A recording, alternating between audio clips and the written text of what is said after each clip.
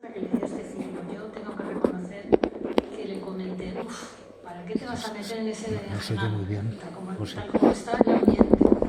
Pero Marisa, que es una mujer mayor, pero con un espíritu joven, arriesgado y desafiante, dijo, no, este tema. Y me alegro, por un lado, porque realmente los psicoanalistas tenemos que tener voz en estos momentos también que estamos viviendo, ¿no? Pues vienes viendo que el ciclo, las películas van a nivel de problemática increciendo en cada película. Bueno, esta película es del año 2005, fue una película que ganó muchos premios. Ahí mejor. Ahora me dice mejor. Sí. Casi en paralelo, como diríamos los Oscars, pero en Canadá. El director es Jean-Marc Vallée, fue del año 2005. Y la película construye un retrato íntimo de una época que está muy contextualizada, pero también, si lo vemos, es una película que tiene emociones universales, ¿no? Es una película que no ha pasado de moda, que está ahí.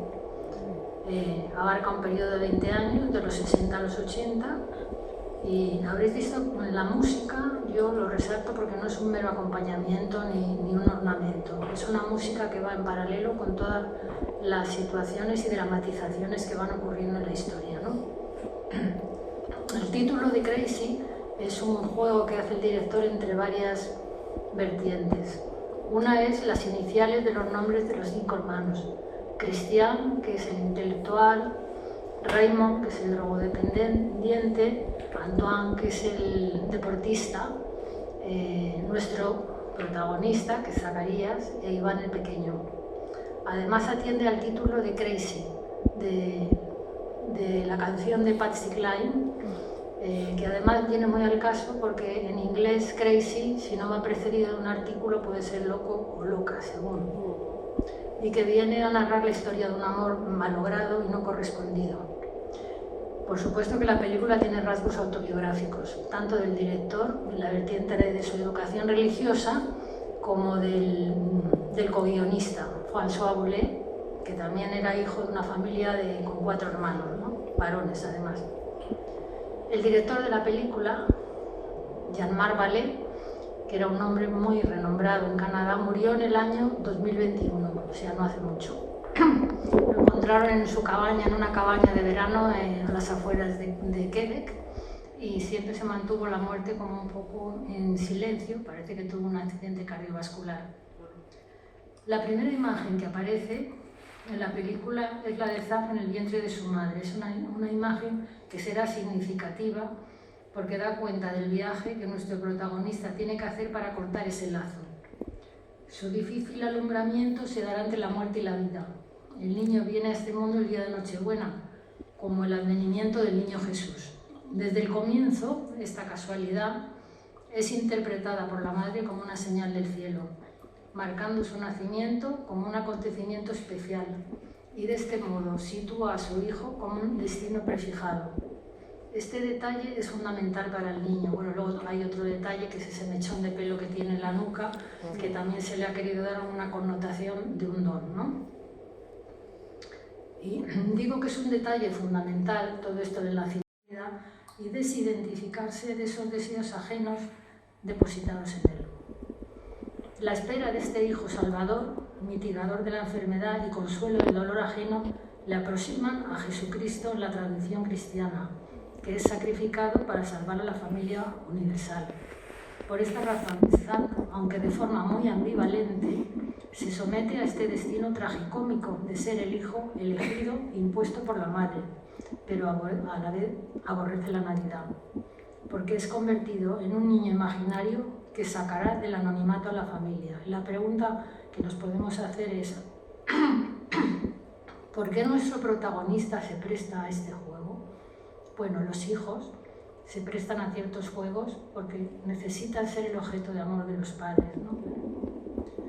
Todo este entramado discurre bajo la mirada resignada, escéptica del padre, que aborrece esta idea, pero que a la vez permite esta escena, ¿no? Al ser Zach el pequeño, durante la primera infancia comparte con el padre algunas experiencias de complicidad que se ven representadas en el viaje del niño, que es una escena muy bonita, que va en el coche, sacando la cabeza por la ventanilla en un estado como de embelesado, ¿no? Ve los árboles pasar porque es el hijo preferido, ¿no? De papá, y comparten esas travesuras o complicidades de ir al rey de las patatas fritas bajo la mirada odiosa de los otros hermanos que están envidiosos y rabiosos con él. O sea, la historia de siempre, ¿no? Esta escena del coche es un escenario que se va a repetir varias veces, es decir, que el coche tiene un significado simbólico importante, pero se va modificando según las circunstancias, van contrariando el amor entre padre e hijo. Zack parece crecer como un niño querido y mimado, como diría Freud, su majestad el bebé. Pero el padre trata de que el hijo se incline hacia un rol masculino. Vemos la escena del equipo de hockey que recibe como regalo en su 7º cumpleaños, pero este niño lo que anhela es jugar con un cochecito a las muñecas y cambiarlas de pañal, lo cual le valdrá el apelativo de afeminado, dado que no cumple el papel que se espera de un varón. Todo discurre con una aparente armonía hasta que en la familia viene un nuevo miembro, Iván, otro bebé varón. La vida de Zack entonces se tambalea porque es destronado, ¿no? Y ese amor de los padres se pone en cuestión. Y ahí tengo que recurrir a la letra de la canción de Patsy Cline, Crazy, porque tiene resonancias dramáticas. Y la letra dice: estoy loca o loco, según, por sentirme tan sola. Estoy loca por sentirme tan triste. Sabía que me amarías todo el tiempo que quisieras y luego algún día me dejarías por alguien nuevo. Zack pierde su sitio en el corazón de los padres, siente que le han traicionado y su sufrimiento se acrecienta. Vemos la escena en que él ahora es observador de las alabanzas hacia el nuevo bebé y también va descubriendo que no es hijo único. Toma conciencia de que el padre tiene una relación de afecto con los otros hermanos, singular con cada uno de ellos. Voy a hablar ahora de otras cosas, introduciendo con unas preguntas. ¿Entre la identidad sentida y la vivida? ¿Es que acaso habito en el cuerpo equivocado? Vamos a pararnos en una escena que va a marcar un antes y un después en la vida de Zack. El protagonista tiene 7 años y se acerca a su hermanito bebé, a la cunita. Se ha vestido con una bata de mamá, se pone pendientes y un collar de perlas. Se dirige al bebé como si fuese su propia madre y le habla con amor. ¡Ay, mi chiquitín, el bebé de mamá, qué lindo es! La puerta del dormitorio, ¡bum!, se abre e irrumpe el padre que mira al hijo con una mirada aterrada y perpleja. Y Zack, sin saber el sentido del acto, intuye que ha sucedido algo terrible del que es el causante. Es un día de nieve y frío como los sentimientos que se van a instalar en el corazón de ambos. Necesitará Zack muchos años y mucho sufrimiento para comprender retroactivamente el significado de esta escena. A partir de ese momento, la relación entre padre e hijo se pone en cuestión y se rompe el amor que había entre ellos, de la misma manera que ese disco de música que tanto ama el padre queda partido en trozos al caer al suelo. La guerra se ha abierto y vemos la nueva versión de la escena del coche, en la que Zack ahora agita en la ventanilla un pañuelo de despedida, que se lleva el viento igual que la ruptura se ha llevado la ternura que había entre ambos. Muy pronto Zack intuye que si quiere conservar el amor paterno, debe renegar de su sensibilidad y cualidades femeninas. El padre representa la figura varonil, trabajadora, fumadora, que estuvo en el ejército. No aclara mucho en la película en qué guerra, puede ser que sea Corea por los años, pero bueno, el hecho es que él todo eso lo tiene como gala. Es un hombre vital, muy apegado a estereotipos de género masculino, de una época y de ciertas mentalidades y culturas, tales como la rudeza, mostrar la razón a través de la fuerza. Es un hombre fecundo en generar hijos, y un dato muy importante, yo creo que hay que recalcarlo, es muy firme en alejar todas aquellas cualidades que puedan ser inequívocamente femeninas en él, y toda esa defensa está al servicio de sostener su masculinidad, de la que se siente orgulloso y que la sensibilidad de Zack le está poniendo en cuestión. Y afeminando a este hijo. La de la madre es tratar de atraer a Zack hacia ella, estableciendo complicidades y potenciando cualidades impostadas, grandiosas, como lo de que es un niño que, en fin, que va a ser el salvador del mundo, o femeninas, y todo ello lo hace de frente al padre y también de espaldas, porque hay una escena en la que ella, al dar la vuelta a la esquina de la calle, tiene como esa complicidad con el hijo, se vuelve así porque no la ve al marido, y al niño lo fuerza también a situaciones, ¿no? Y la salida de Zad en toda esta encrucijada es rezar al Cristo, para que le conceda no ser blando ni diferente, pero está en una encrucijada ante su elección para acceder a una identidad de varón. Y tiene dificultades para poder integrar lo femenino y lo masculino en una bisexualidad integrada que constituye la formación de nuestro psiquismo. La vida de este niño discurre padeciendo además otros malestares que observamos en una serie de síntomas. Tiene enuresis nocturna, desde que se hace pis en la cama, y asma. Y esta última patología hace que dependa de un inhalador. Hace más difícil y más complejo discriminar esta patología. Pero estos síntomas son la superficie, que encubre otros sufrimientos y angustias de orden psíquico. Zad se va afianzando en otra sensibilidad diferente a sus hermanos y a sus compañeros escolares. Amante de la música como su padre, yo creo que eso es una salvación para él, porque le aproxima al padre y se identifica con ese rasgo, ¿no? Pero no disfruta de los deportes y está más identificado con la sensibilidad de las funciones maternas, protección, comprensión, ternura, y además tiene otro don que es calmar el llanto de su hermanito bebé y de cuidarle cuando la madre no puede. A diferencia de sus hermanos, que muestran un estereotipo masculino de género referente de la época, intelectuales, agresivos, deportistas, sexualmente muy activos y muy asentados en su papel, Zad en cambio empieza a ser situado en la familia entre burlas y alusiones con la etiqueta de mariquita. Hay algo en la película que lo va, diríamos, como encajonando todo el tiempo, ¿no? Bueno, vamos a hablar ahora de la primera separación. Esta es la primera separación formal que sufre el protagonista cuando va a un campamento. Hay 2 escenas en la película que están muy bien en la película encadenadas las escenas. Se ve cómo del cuello de la madre cuelga una cruz y acto seguido se ve que el chico tiene también una cruz que está colgando, que los une como un talismán que le protege y los vincula, ¿no? La angustia y la vergüenza en los niños enuréticos cuando están fuera de su hábitat se incrementa mucho. Y no es solo por separarse de la familia, ¿no? Que también es una gran angustia. Está también el pánico a que se descubra que es un meón, como le insultan sus hermanos, y no como él entiende, que él entiende que lo llaman mamón. Y es muy importante esa, diríamos, lapsus lingüe que él tiene entre meón y mamón, que él lo entiende así, porque eso marca la diferencia en el nexo entre la madre y el síntoma. Además de que él tiene una serie de beneficios secundarios de la sintomatología, puesto que la madre se tiene que levantar probablemente casi todas las noches para cambiarle de ropa, ¿no? La ropa de la cama.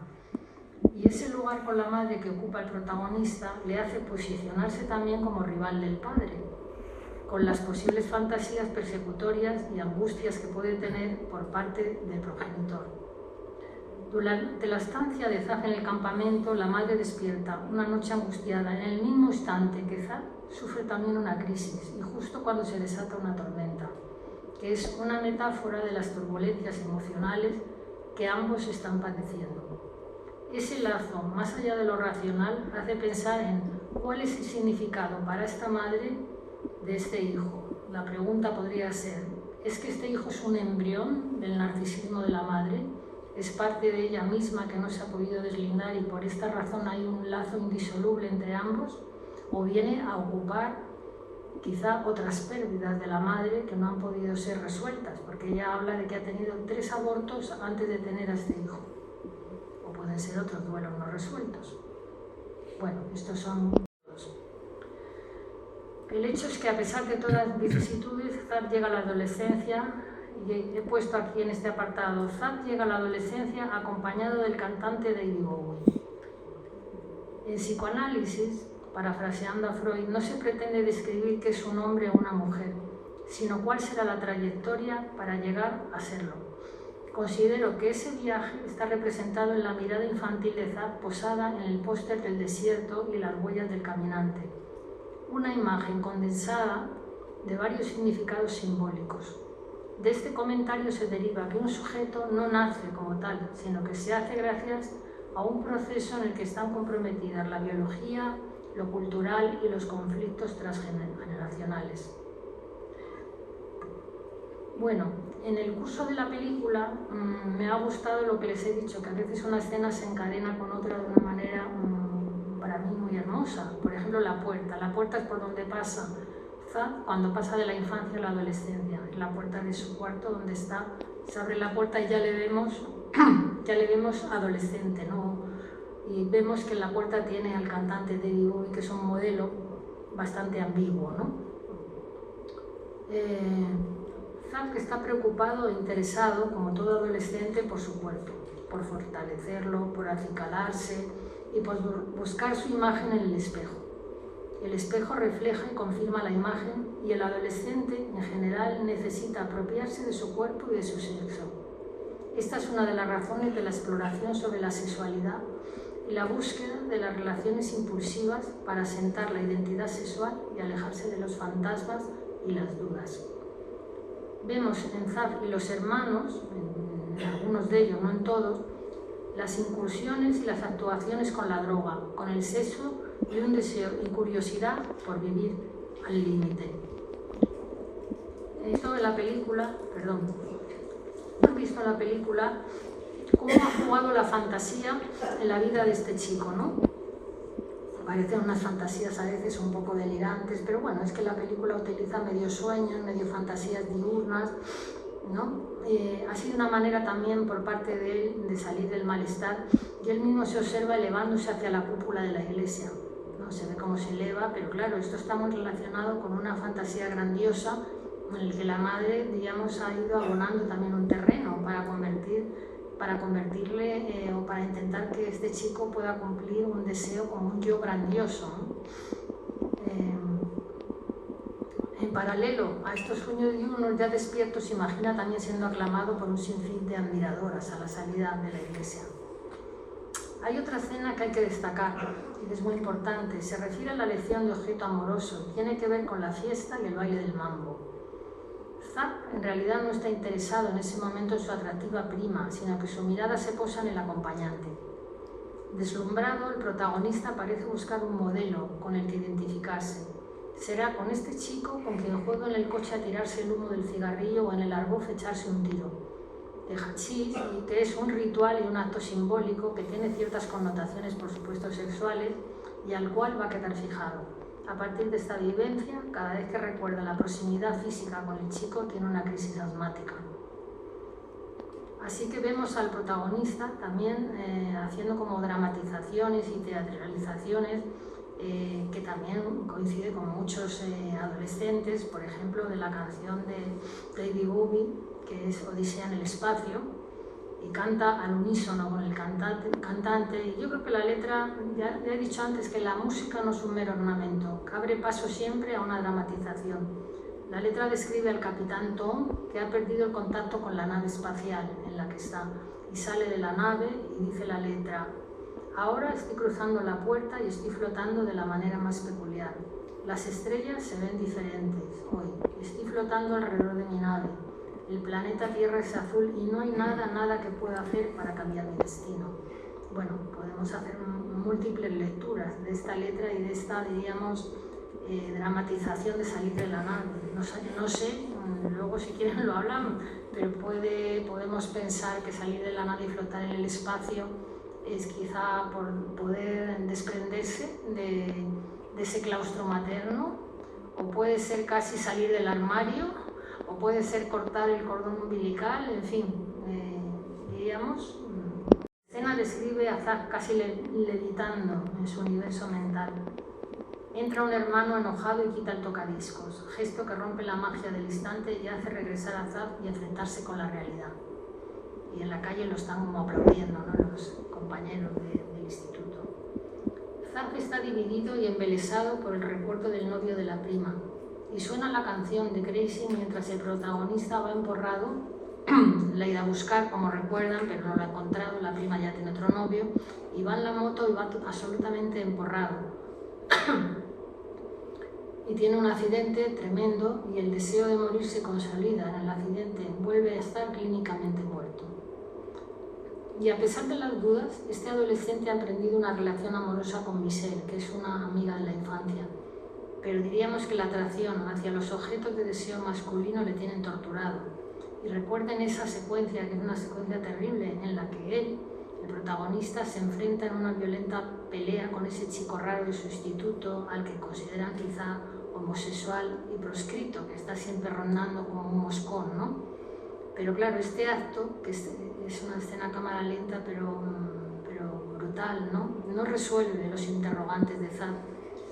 Y la brutalidad de la pelea está en consonancia con el sufrimiento y con la necesidad de apartar la incertidumbre sobre su orientación sexual.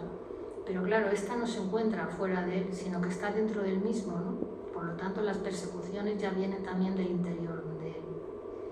Otro episodio traumático viene a sumarse en la escena cuando el padre lo descubre masturbándose con el compañero raro, proscrito, y Zad pasa de ser el hijo elegido a ser el hijo repudiado. Fracaso y decepcionante. Curiosamente, es verdad, ha realizado este acto en la puerta de su casa y en el coche del padre, ¿no? Esta situación empeora y encona su relación paterno-filial. El psiquiatra dicta la sentencia. Dice: es un acto fallido para que todos se enteren de que Zad es homosexual y ambos lo acepten. Y él responde: antes prefiero la muerte, contesta Zad. Con lo cual vamos viendo el problema también de las etiquetas y de los diagnósticos, ¿no? Es decir, metiendo en un callejón sin salida y en los hermanos, los compañeros del instituto, el psiquiatra, la duda, ¿no? Es algo que no le permite casi respirar, ¿no? El padre no puede salvarle a pesar de los esfuerzos, porque el padre está tratando todo el tiempo de que cumpla esos estereotipos masculinos, lo trata de atraer hacia él, pero Zad siente que no puede salvarle a pesar de sus esfuerzos. Entonces se dirige a una figura mítica. Se pasa la vida invocando a Dios, que sería la representación de un padre todopoderoso y omnipotente, que ese sí que podría cortar el lazo en el que está aprisionado con la madre. Esta fantasía nos ilustra sobre el peso de algunas madres en la vida, ¿no? Quiero detenerme en dos secuencias que son fundamentales y están articuladas, pero se van a dar en dos momentos cronológicos diferentes. Una en la infancia y otra en la adolescencia de Zad. Están relacionadas con el póster de un sendero en el desierto y las huellas que dejan las pisadas de dos caminantes en la arena.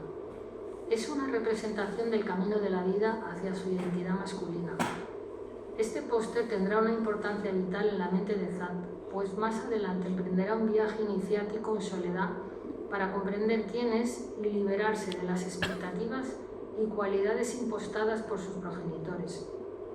Estas escenas están encadenadas con la fiesta de Navidad, en la cual Zad regala a su madre un libro sobre Jerusalén.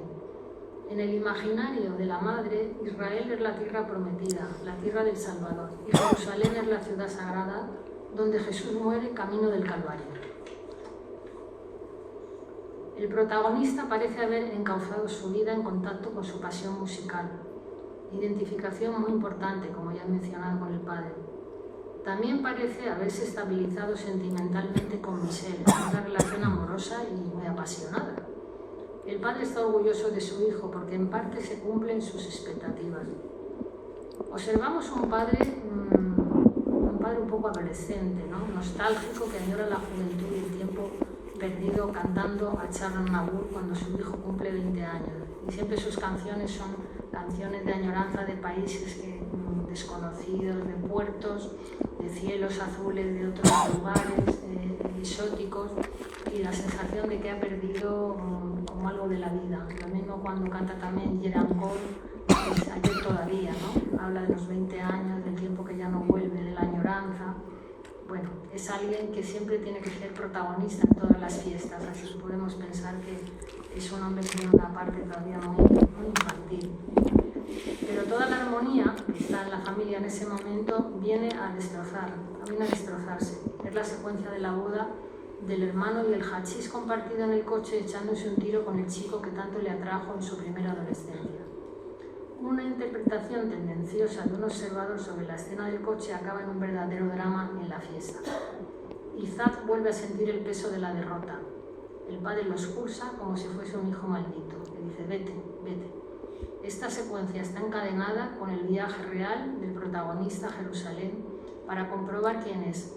Como he mencionado, toda la película es una metáfora del viaje que emprende un adolescente para apropiarse de su historia y llegar a ser un sujeto conquistando su propia vida y su propia identidad. En el lugar donde nació el niño Jesús, ha tenido que alejarse mucho de los padres para poder experimentar esa atracción hacia otros hombres.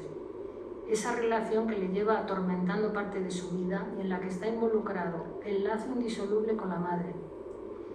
Aquí recuerdo la primera escena de Zaf en el vientre de su madre y cómo cortar ese cordón umbilical que hace referencia para este joven a las angustias de muerte. La experiencia sexual con otro hombre, un poco confusa en la película, pero de emociones muy intensas, le provoca crisis asmáticas. Todo ese acercamiento a un mundo masculino representa gran riesgo para su psiquismo, pues le conduce a un tipo de ruptura con el padre también, porque ahora sabe que nunca llegará a ser el hijo amado. Así que Zaf se encuentra entre dos amores y dos orientaciones, entre lo femenino y lo masculino, sin poder integrar ambas. Se siente tan perseguido internamente y sin posibilidad de resolución que decide nuevamente morir. La escena nos conduce al camino del desierto, bajo un sol abrasador, sin agua. Ha abandonado el vasodilatador, yo creo, y se ha entregado a su destino de inmolarse como Jesús. Esta será la tercera vez que está a punto de morir y que alguien ajeno a sí mismo le devuelve a este mundo. Padre, ¿por qué me has abandonado?, dice Cristo agonizando en la cruz. A Zaf un milagro le podría salvar. Quizás en su fantasía es el padre o su hermano mayor, pero el Padre Dios Salvador del póster no aparece en esa imagen. Solo unas huellas en el desierto que Zaf interpreta como sus propias pisadas de soledad adolescente y la desesperanza. Cuando Zaf acudió a la mujer de los Tupperware, pero que de alguna manera es una mujer medio, para que le oriente, ella le contó. Un hombre soñó con Jesucristo y le reprochó ser abandonado en los momentos crueles de la existencia. Jesucristo le respondió, a pesar de que solo se veían las huellas de una sola persona, no iba solo, yo te llevaba conmigo. La conexión de la madre y de Zaf va más allá de las palabras. Es la segunda vez que ambos, madre e hijo, están unidos a pesar de la distancia. La primera cuando el niño va a un campamento, la segunda en esta ocasión. La madre siente que su corazón se rompe de dolor justo en el momento en que Zaf se ha abandonado a la pulsión de muerte. Como una señal del cielo, un anciano nómada del desierto le salva. Otra casualidad milagrosa le guía a un viejo mercado de Jerusalén donde encuentra el disco de Patsy Cline, aquel que se rompió no tan accidentalmente. ¿Será un guiño del director para expresar que se ha restaurado internamente aquello que se quebró entre padre e hijo? Cuando Zaf regrese de su viaje ya no será el mismo, se habrá convertido en otro hombre, ha pasado por una vivencia de muerte y ha renacido simbólicamente de otro modo. Dice un director, que a mí me gusta, que es Jaime Rosales, un director español, dice que un criterio fundamental para él en las películas es la evolución de los personajes. Y me parece que en esta película se cumple esa premisa, porque hay que destacar cómo el sufrimiento puede transformar a las personas. Por ejemplo, me refiero al discurso reflexivo del padre de Zaf cuando pierde a su hijo Raymond, ¿no?, por un mal viaje de la droga, y comenta que la vida da un vuelco cuando se pierde un hijo, ¿no?, y que es justo cuando lo pierdes cuando más te das cuenta del amor que le tenías, ¿no? Y también comenta, en otros momentos él nunca se había responsabilizado de nada, generalmente lo desplazaba la madre, pero ahora siente que él quizá es responsable y tiene sentimientos de culpa. Pero no obstante le dice, si no puedes cambiar, no te aceptaré, no seré capaz. La homosexualidad del hijo pone en cuestión la masculinidad del padre. Eso es importante. Es decir, es como en una época y en un momento en que el honor está en juego, pero además no es solo el honor, es, diríamos, el mundo interno del padre. La homosexualidad del hijo, bueno, ya lo he repetido, pone en cuestión la masculinidad del padre. En el tanatorio Zaf tendrá un encuentro que como espectadores es doloroso, porque él está observando cómo el padre va abrazando a todos los hermanos y se está despidiendo de ellos, y cuando llega su turno él adelanta la mano de una manera muy formal, y es una escena como quizá, digo, será que es un guiño también del director para decir que entre padres e hijos también se quiebra el corazón, siempre se va a quebrar el corazón de una manera o de otra, y realmente una nueva historia de amor y desencuentro se va a renovar con el pequeño Iván. En la última secuencia nuevamente aparece el viaje en coche. Han pasado muchos años y la escena se repite, pero ya no son los mismos los personajes, ¿no? Zaf y su padre van compartiendo un espacio gozoso otra vez en el coche. Es verdad que es una escena fácil, ¿no? Pero es que, bueno, necesitamos creer que el amor vence también, ¿no? Y que definitivamente el viaje de la adolescencia hay que recorrerlo, pero a veces puede ser trágicamente hermoso. Bueno, muchas gracias. Que cada cual exprese lo que ha sentido y cómo ha visto la película. Yo no me he podido diversificar demasiado, he cogido un hilo conductor, ¿no? Pero hay muchísimas escenas y muchas cosas importantes en la película de las que se puede hablar o complementar. Sí. Darte las gracias, me suena esto. Darte las gracias por cómo has desmenuzado, cómo has analizado cada detalle de la película, la verdad, es impresionante. Yo no sé si esto, yo creo que esto es una pregunta, así que no respondo lo que tú decías. Me he quedado también muy, según ibas tú describiendo todo, muy interrogada por la relación entre los dos viajes. El viaje del chico cuando va a Jerusalén, el protagonista de la película, y el mal viaje con las drogas del hermano, no sé si se llamaba Raymond. Porque todo el rato ahí está como si fueran el protagonista, el antagonista, o sea, esta relación que hay entre el hermano y el protagonista, que no sé, me gustaría mucho saber cómo lo has pensado tú, ¿no? Este mal viaje del uno, el otro se supone que es un viaje que está también entre la vida y la muerte, pero que al final sale ganando la vida, ¿no? Bueno. A ver qué te digo, yo no me he centrado mucho en Raymond, pero es un personaje muy importante en la película, es hermano mayor de él, es un modelo también de identificación, porque cumple además ese estereotipo masculino, y por ejemplo él es observador cuando se esconde en la zona esa del radiador, esa trampilla que hay de ver al hermano tener esas relaciones sexuales. Para él, claro, es algo deslumbrante. De hecho en el instituto habla con un gran orgullo de que, bueno, que su hermano se pasa el día follando con todo el mundo y que es estupendo y todo eso. Está bien lo que tú planteas, son como dos viajes. En uno este protagonista tiene como un renacimiento, y en el otro este chico no puede soportar. ¿Por qué ha podido pasar en una familia así que haya un hijo drogodependiente de esta manera tan destructiva? Yo creo que está muy relacionado con lo que el padre comenta de qué han hecho ellos, los padres, para que esto esté ocurriendo en esta familia. Es como también un momento deslumbrante de decir, ¿qué ha pasado? ¿Qué hemos hecho? ¿No? ¿Qué papel juega esa madre también en que un hijo sea drogodependiente? Porque claro, el objeto adictivo es un objeto que viene a paliar un vacío, ¿no? Un vacío, un algo fallido dentro, en el que se busca desesperadamente cómo tranquilizar y aplacar ese vacío. Entonces Raymond, bueno, se ve que es un chico muy enfermo, ¿no? Muy enfermo, y que además se relaciona sexualmente, hemos visto en la película, de una manera muy distinta a Zaf, por ejemplo, ¿no? Mientras Raymond tiene un patrón muy heterosexual aparentemente, trata en la sexualidad a sus parejas como si fueran cosas, ¿no? Es una sexualidad cosificada, es de uso, ¿no? Se ve en las escenas.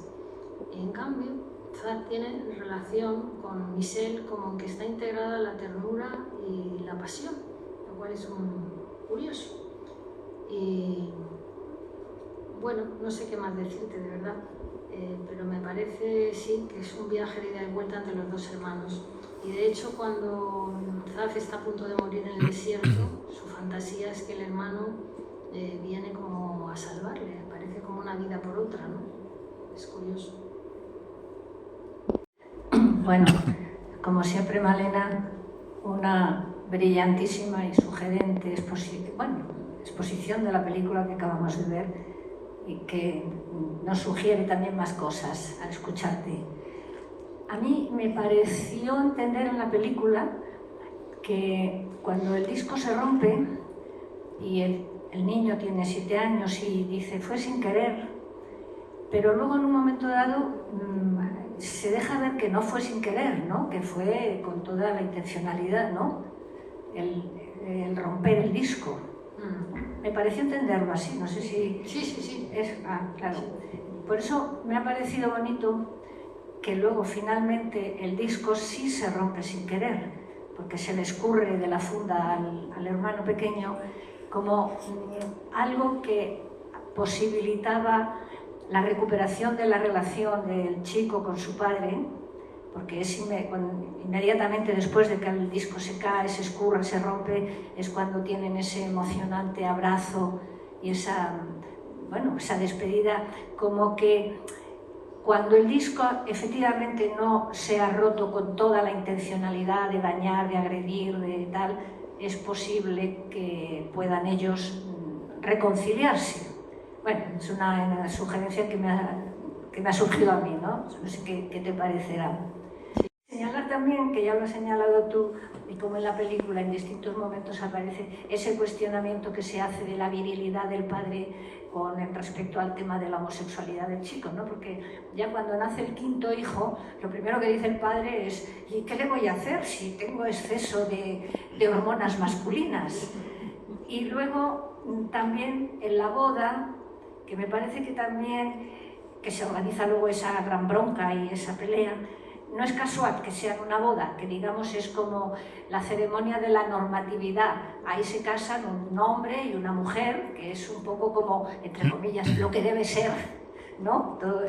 Y eso da lugar luego a esa bronca. Y también ahí el padre, cuando se están besando los novios, dice, lo ha heredado de su padre, ¿no? Porque están ahí dándose un beso prolongado, los invitados como que corean y el padre también. Ese empecinamiento del padre de que quede claro su virilidad, que declara su masculinidad y su virilidad. Bueno, que muchas gracias. El hombre dice que ha sido accidentalmente, pero luego confiesa en su fuero interno que ha sido aposta, porque está rabioso, porque el padre lo ha traicionado, porque han tenido otro bebé, porque es observador de cómo cuidan y aman a ese otro hijo, es decir, es una herida, ¿no? Entonces, pero es verdad que toda la película se pasa con el disco tratando, diríamos, de restituir y de elaborar y de arreglar algo que le está ocurriendo en el mundo interno con ese padre, ¿no? Y yo creo que esta figura de padre es muy importante para él, y yo creo que eso es lo que le salva también a este chico, porque realmente la relación y el vínculo con la madre es una madre que lo tiene alrededor gravitando todo el tiempo de ella y con una serie de identificaciones impostadas en la que no sabemos qué ha podido pasar en esta madre, qué pérdida, si es que esperaban este hijo la niña que no tuvo, por ejemplo, porque ha venido ya varios varones, ha tenido 3 abortos, pero el hecho es que ha depositado en este hijo una verdadera expectativa, que puede ser incluso también fallos del propio narcisismo de la madre, pero plantificados en este hijo, ¿no? Y este padre, que tú también has apuntado, yo creo que es un padre que cumple una función a pesar de todo y muy importante, y gracias a eso este chico se puede salvar, yo creo, ¿no?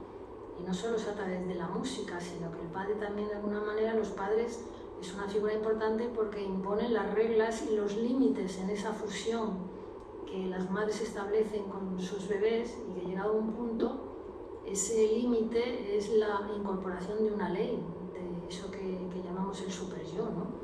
Y que llega un momento que ya no está fuera, que está dentro de nosotros, y es como un ojo vigilante, más o menos, vigilante según cada persona, pero que es lo que nos permite transgredir algo y sentir que no lo estamos haciendo bien. y yo creo que en la boda, Raymond, que se mete en un fregado impresionante, tampoco es que vaya a defender, diríamos, la masculinidad de su hermano, es que también se pone en cuestión todo el honor familiar y su propia masculinidad. Si un miembro de la familia, diríamos, no está con ese rango, yo creo que toda la familia queda tocada en una época que son los años 60 y 80, en que los contextos culturales y de época también tenían gran presión, claro, no es como hoy día. Por la traducción que nos has hecho y que ha suscitado también más temas, es verdad. Yo quiero resaltar una cosa un poco diferente, ¿no? El tema de la culpa. Me parece muy honesto que el padre se eche la culpa, pero también me parece muy injusto, porque si algo tiene esa pareja es un amor tremendo por los hijos, que no destruya a la pareja como tal, ni al menos en la película no nos muestran enfrentamientos entre ellos, o algo que podría ser muy común, pero la pareja permanece muy sólida en todas sus conversaciones, resuelven muy fácilmente las discrepancias, y luego el padre al final se echa la culpa y dice todo esto es por mí, ante la pasividad del hijo, que me parece asombrosa, que se quede callado y no diga nada, hombre, papá, no es tu culpa, joder, soy yo, tal, ¿no? Entonces, que normalmente en la película los hijos podrían echar la culpa a los padres de lo que les pasa, sería lo más típico como en todo libro, toda literatura y toda película. En este caso el padre se echa la culpa a sí mismo y dice que todo ha ocurrido, la muerte del hijo y el problema de él, y se echa la culpa. Me parece una escena muy honrada, muy honrada por parte del padre, que se eche la culpa, aunque pueda ser narcisístico también, porque el padre es el influenciador en todo, con todos los hijos, y así lo hace él, influye mucho en todo, pero me parece muy honrado y es lo que quería destacar, la culpa. El tema de la culpa la tienen siempre los padres. Ya. En esta película, yo como espectadora, yo no sé vosotros, realmente se le coge verdadero cariño a la familia y a cada personaje, cada uno con su singularidad. Pero no cabe duda de que hay, esa es la superficie, pero que de fondo hay grandes problemas en esta familia, se está planteando. Sí, por eso dije, cuando hablaba de Jaime Rosales, el director, que es importante en una película que evolucionen los personajes. Y es que el padre, por ejemplo, hace una evolución muy importante a la hora de asumir su responsabilidad y sus culpas. Pero no sé si os habréis dado cuenta que toda la película Zack está narrada por Zack como una voz en off, en el que él está continuamente hablando de cómo han sido los episodios de su vida. Y al situarse como observador de su propia historia y de la evolución de su vida, también está asumiendo, diríamos, su propia responsabilidad y sus propias culpas acerca de qué ha hecho, diríamos, con lo que los padres te dan, con la herencia de los padres. Y es verdad que tenemos tendencia a pensar que de todo lo que nos ocurre tienen la culpa los padres, pero nosotros, como sujetos, también tenemos que rendir cuentas, ¿no? Eso es algo que creo que está en la película a través de ese discurso que él da cuando narra su vida, ¿no? En el que él hace una elaboración de la infancia, de la adolescencia y de la juventud.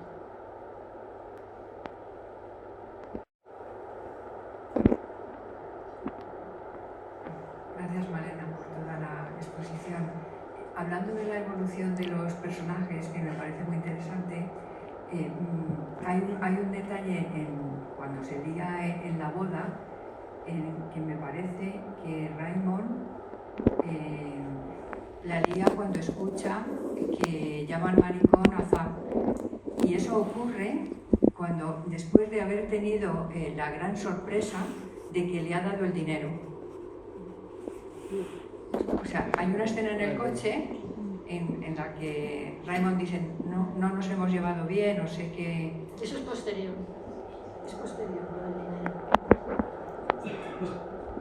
Hermanos, hay un gran amor, una envidia y una rivalidad enorme.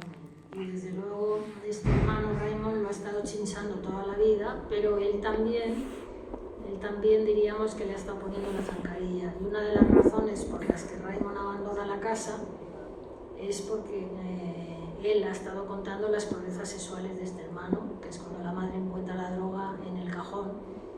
Y yo creo que Zack de alguna manera se alegra porque se quiere quedar con la habitación de él, es decir, que ¿no? Quizá esa rivalidad entre hermanos le crea cierto sentimiento de culpa que tiene que pagar dándole dinero. Efectivamente, sí. Sí, como tú quieres decir. Sí. Claro. Quizá le debía varias le da el dinero y de alguna forma se lo agradece y sí, me parece un cambio. Seguramente está en buena idea. Trata de resarcir esas culpas que puede tener, que se dan entre hermanos, ¿no? Hola Malena. Hola. Darte las gracias porque nos encanta siempre todas tus conferencias. Yo quería preguntarte, este niño nace en Navidad. Nochebuena. Sobre todo para la madre, Nochebuena. Sí. Sobre todo para la madre le hace un niño muy especial y cree que tiene que hacer cosas especiales en la vida, ¿no? Entonces has comentado que cuando el niño está en la iglesia y hay un momento que su fantasía le lleva a elevarse a las alturas, hablas de un yo grandioso. ¿Cómo puede él funcionar en la vida? ¿Qué tipo de comportamientos? ¿Qué le puede llevar con ese yo grandioso a funcionar en la vida? ¿Qué puedo hacer? Yo creo que eso lo sabes tú también. Que tú también sabes eso que me estás preguntando. Yo creo que un yo grandioso tiene que ver con un yo ideal, ¿no? Y es diríamos, un patrón, un modelo imposible. De imposible, diríamos, llegar a él y acceder a él. Con lo cual, Zaf es imposible que pueda satisfacer a esa madre que le pone en esa tesitura, ¿no? Entonces, si nos atenemos a la película, creo que el chico está en un callejón sin salida porque no la puede satisfacer en ningún momento. Es un yo ideal de imposible satisfacción, omnipotente, y que además no le permite en algunos momentos aceptar, digamos, lo que supone el sufrimiento, la renuncia, y toda la película se pasa, digamos, en ese callejón sin salida. Además, fíjate que hay una cosa en la película que se repite continuamente, los ataques asmáticos que tiene este chico, ¿no? Es decir, que está en angustia perpetua porque por ningún lado está acosado por todas partes. Ha preguntado también este colega, ¿no? Colega o compañero aquí de cine, sobre que la culpa lo tienen los padres. No podemos verlo así. Los padres hacen lo que pueden y a veces son hasta suficientemente buenos, pero no cabe duda que este niño tiene muchísimos síntomas, y eso tiene mucho que ver también con esa relación con los padres, y yo pondría el acento en una relación primordial con la madre, ¿no? Como los niños asmáticos, ya sé que el asma es algo muy complejo, y tiene que ver con ese sistema de inmunidad, pero también el sistema de inmunidad con duelos no resueltos y estrés emocional, diríamos, que se dispara, ¿no? Y este es un niño que probablemente desde pequeño, más allá de su nacimiento también, que ha sido traumático, tres minutos que ha estado sin poder oxigenar el cerebro, pero no cabe duda que este niño tiene grandes crisis de ansiedad, y ya no nos vamos a poner aquí a hablar de todas las teorías de los psicosomatólogos que hablan de los niños asmáticos y de los bebés, ¿no? Porque tienen una estrecha relación con las relaciones primordiales con la madre en los primeros momentos, ¿no? Unas relaciones de madres como esta, que es que por eso es lo que te descoloca. Una madre que es comprensiva, mediadora, tranquilizadora, pero es una madre que ha colocado en este chico lo que tú has planteado, una serie de expectativas y cualidades que lo acercan al niño Dios, a Jesucristo, y bueno, él se inmola, diríamos, ¿no? Por cumplir esas deseos y expectativas de la madre. Con lo cual, sí. ¿Cómo? Exacto. Por eso hemos hablado que no sabemos. Claro, exactamente. No sabemos qué duelo sin resolver. Quizá esta mujer no ha podido elaborar y que ha ido tapando de un hijo con otro hijo, y bueno, hasta llegar a este hijo.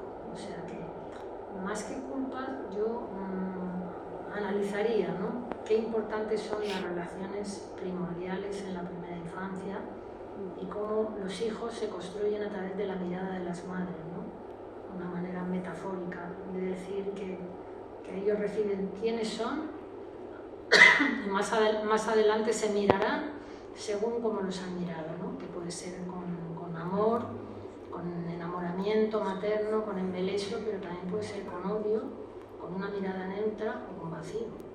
Y eso, lógicamente, va a acompañar el resto de la vida, ¿no?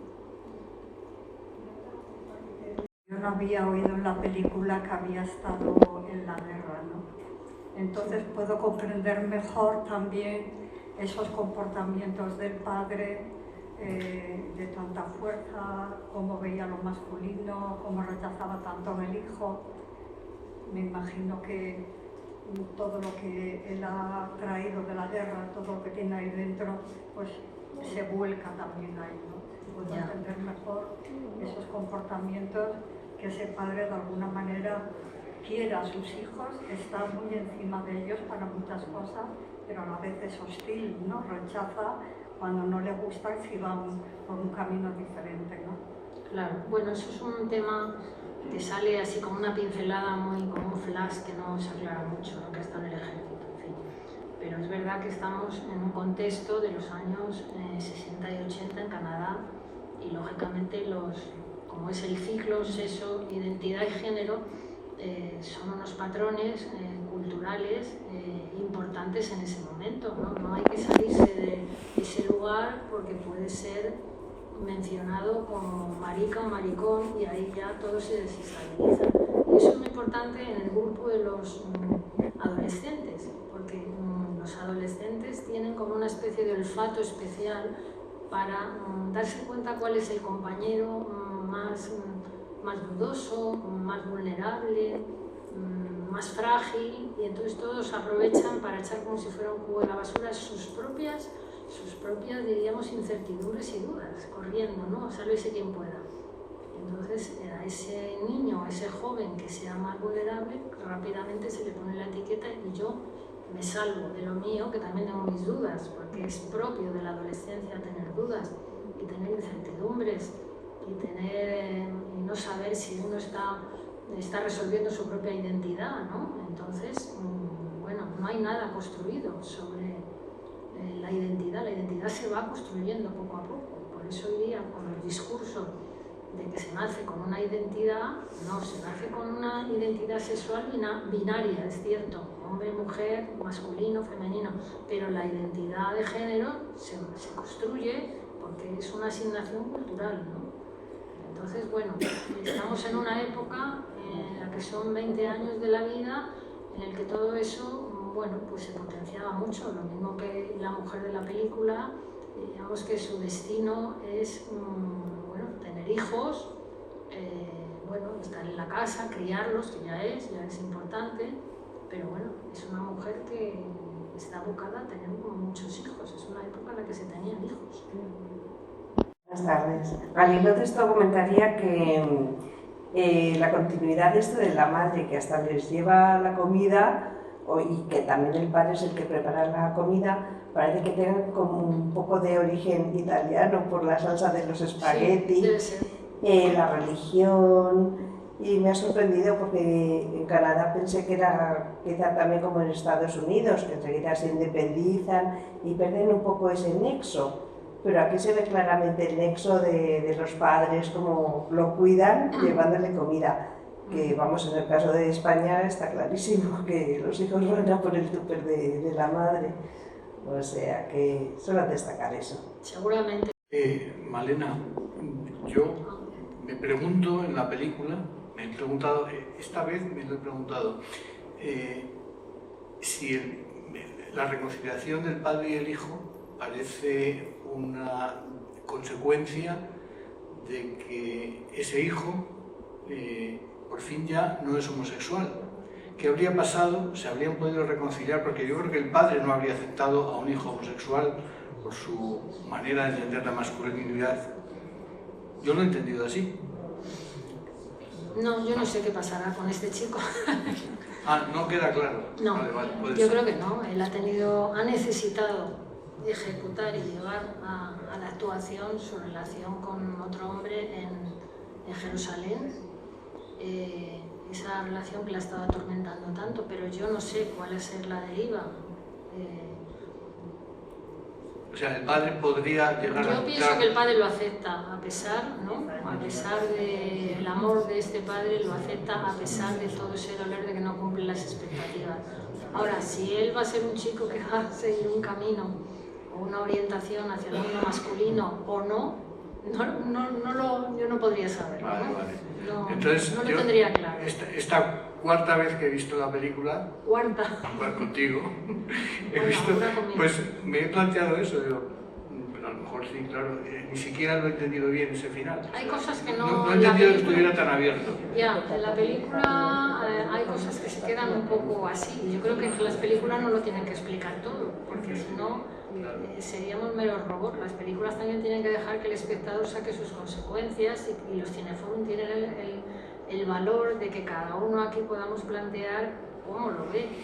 Entonces yo creo que no es una historia cerrada esta, ¿no? Este chico es verdad que se ha movido en muchos campos y parece que tiene una diríamos, atracción hacia el mundo masculino porque necesita también identificarse con esas figuras, no solo la sexualidad, ¿no? Estamos hablando de la necesidad de modelos masculinos, también los que él está buscando. No es solo que el chico aquel del baile del mambo le atrajera, que le atraía, pero él es un adolescente que busca modelos, se mira en el espejo, es decir, está buscando, diríamos, su propio reflejo, y eso pasa mucho con los adolescentes. Y los adolescentes son ambiguos, a veces pueden tener una relación con un chico o con una chica.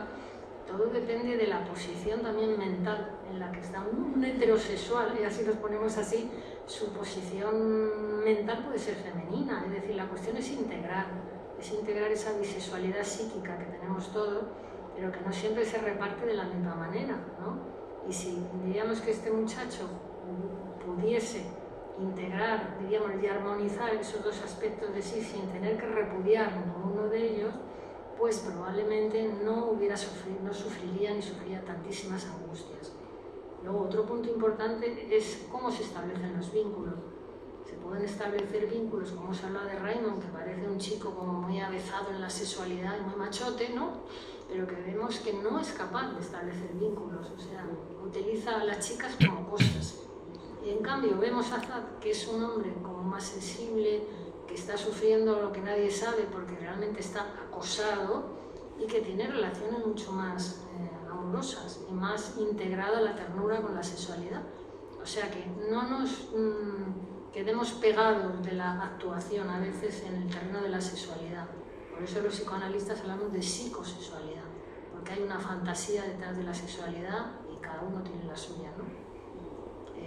Y con respecto a eso, yo creo que este padre, por eso hace esa elaboración, este padre quiere al hijo, lo querrá con reservas, pero lo quiere por encima de la orientación que él tenga. Por eso decía que la película acaba muy bien, que a lo mejor es un poco fácil, pero es que también tenemos que respirar un poco y decir qué bien que acaba la película.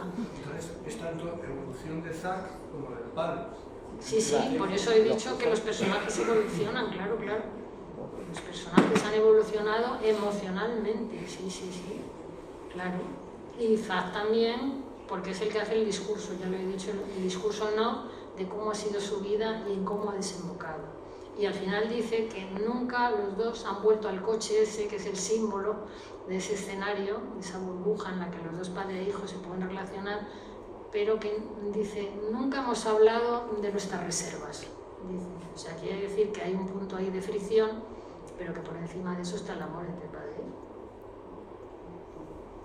Lo deja así un poco, porque en realidad suena mucho suenan unas músicas maravillosas, y de hecho el director casi se arruinó porque tuvo que pagar derechos de autor hasta lo indecible y recibió también un gran premio tipo Oscar a la música, pero que suena la música de Pink Floyd, La cara oculta de la luna.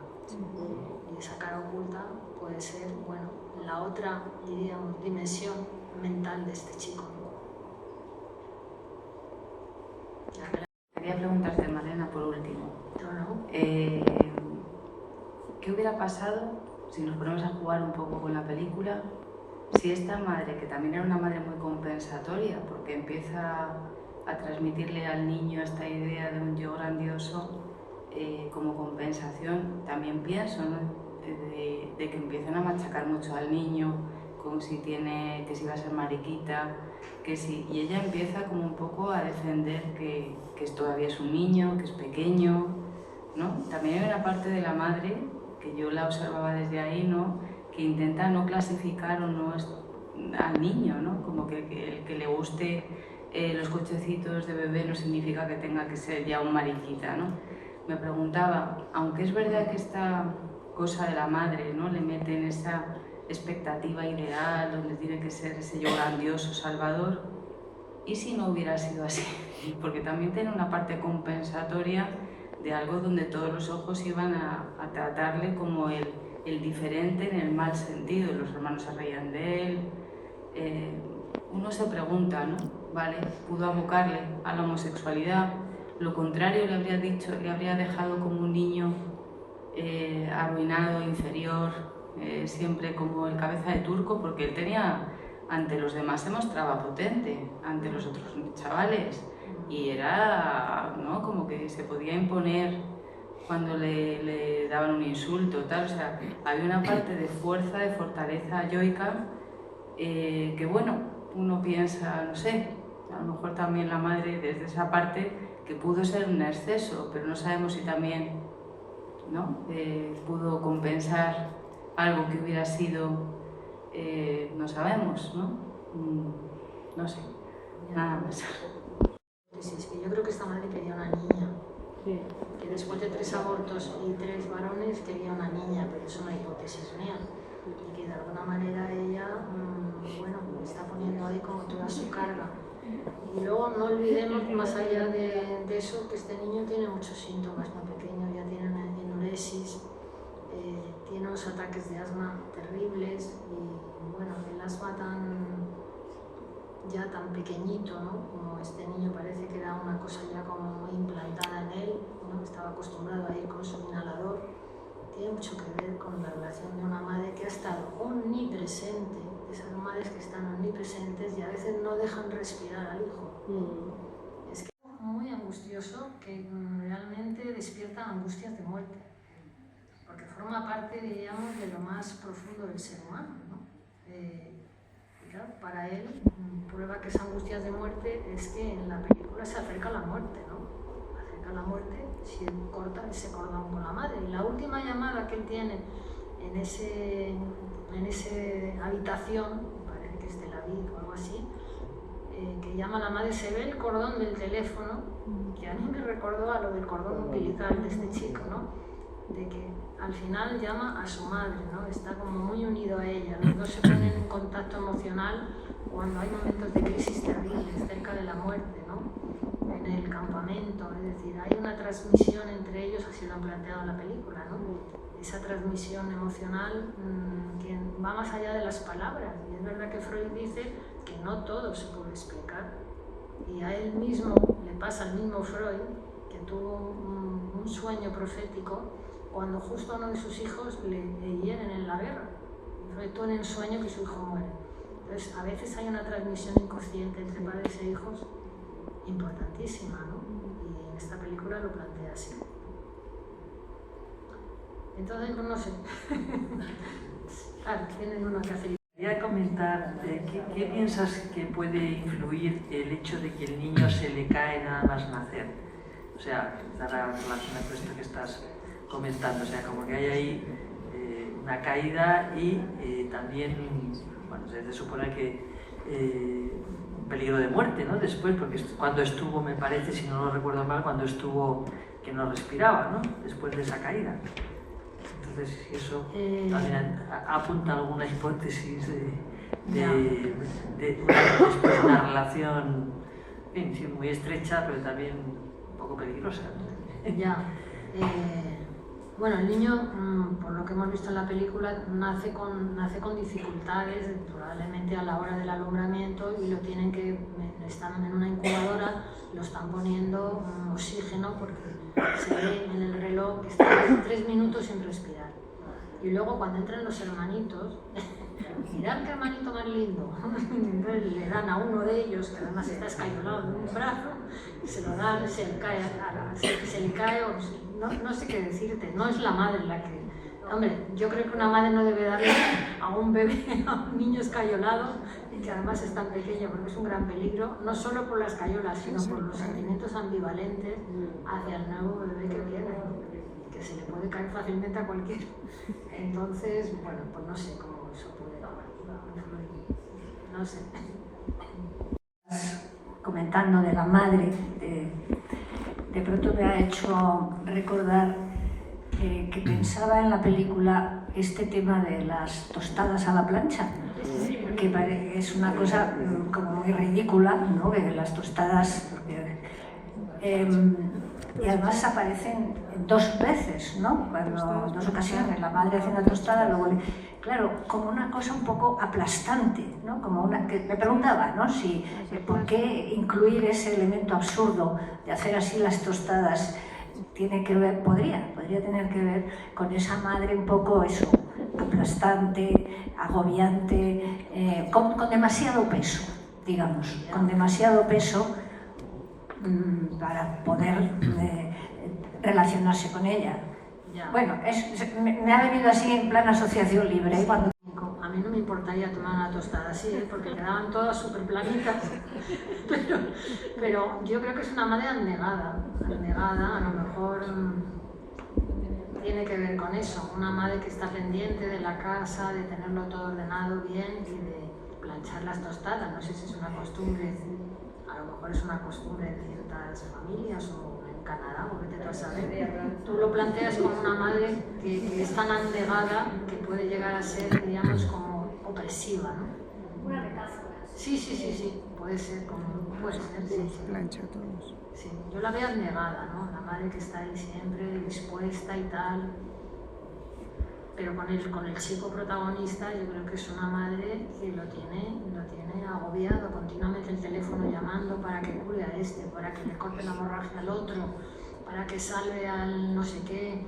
Es decir, es tremendo es decir, que por un lado el padre y por otro lado la madre lo tienen en un callejón sin salida.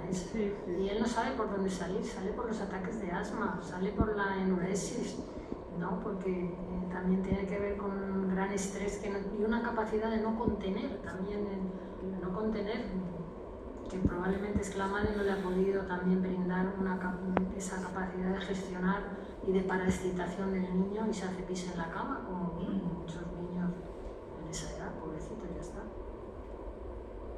Un poco como resumen, para entenderlo bien, yo creo que es una madre sobreprotectora con el niño y eso quizá le haga más débil en cuanto a la masculinidad o feminidad y bueno, pues se identifica más con la madre y el niño sale así, o sea, porque por lo que has dicho, y bueno, pues sabemos que se la hace con doble identidad, ¿no? Masculinidad, femenina, y luego uno va hacia un lado o hacia el otro, se identifica con el padre, con la madre.